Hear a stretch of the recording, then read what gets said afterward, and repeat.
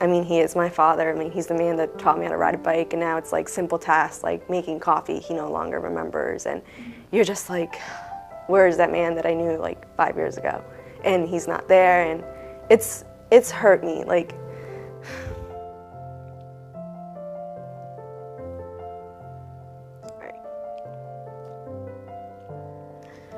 But I know that what we do clearly helps, you know, just raising awareness and letting people know that this is real, that it's out there, and it can happen just to anybody. Like, I would have never, ever in a million years thought it would have happened to my father. Like, the man that I thought, that I still know is this incredible, loving man. Like, I still see the way he raised me, even now when I see him as his mind slowly disintegrates. Like, I know that in there, he's still that lively soul that raised me and cares, and even though he doesn't remember simple things like where I go to school and stuff, I know that he still loves me, and I know that, like, even though the mind forgets, the heart doesn't.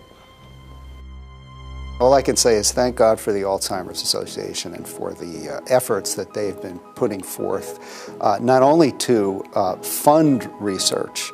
Alzheimer's is already the third most costly disease in the U.S., in fact, in most countries. If we can't make major progress towards treating it effectively within the next couple of decades, it will outstrip by far the cost of all other diseases by the middle of this century. In fact, there's some debate about whether it's already maybe the second most costly disease. It was about really my junior year in high school when I really realized, like, wow, he has Alzheimer's. He was still my grandfather, though, and I loved him, and I think my toughest transition was when I went to college and he was moved into a assisted living home, and that was just really tough. It doesn't just affect the person who has the disease, it affects the whole family. I'd say right now we're only at the beginning of a phase of Alzheimer's research in which we're understanding some of the biochemical and molecular mechanisms that contribute to it, that underlie it, at a level that we understand for cancer and AIDS, for example. So we've got a lot of catching up to do. Alzheimer's remains the 6th leading cause of death, and unfortunately the only leading cause of death in the top 10 that has no real effective treatments in terms of modifying the disease, certainly no cure and no prevention. Over 5 million Americans are dealing with Alzheimer's or dementia today, and literally every 67 seconds, a new American is hearing the diagnosis of Alzheimer's or dementia. The fact that we have new targets to go after, not just amyloid.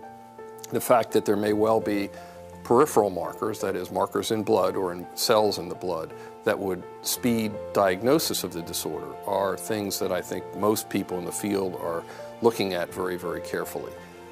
I do think the biggest difference is that while we have spoken of prevention for a long time, we have spoken about it in the context of when we have better tools, we will be able to think about or do prevention trials. And we've reached that point. Everyone needs a lot of support. And I think that with the Alzheimer's Association, the person can feel a lot of support in groups such as the art or in groups going to listen to the music.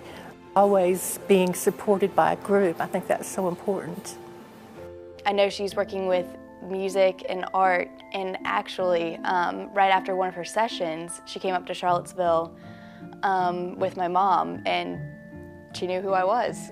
She was having conversations. She knew what my brother was doing in school, at least for that day, and that was something I hadn't seen in a long time.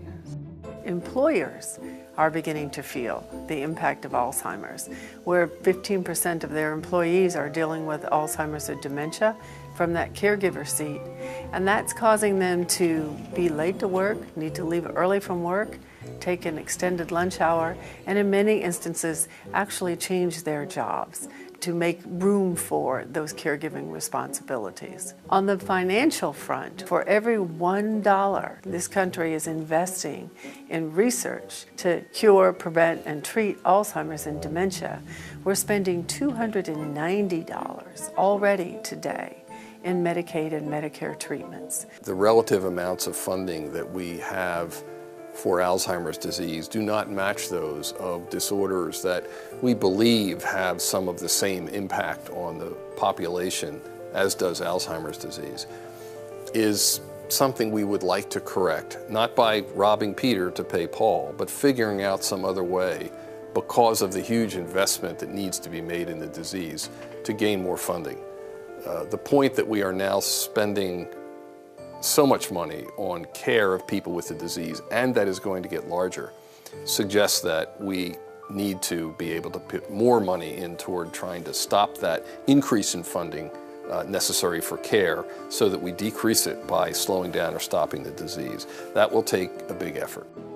But I think it is really exciting, though, to see that the nation is finally saying, you know, we need to do something about this, and there's a lot of exciting research going on. And I think it is important to go back to Congress every year just to remind the people you elect that this is an issue that's important to me, and this is going to be a big issue for the American people over the next hundreds of years unless this is taken care of.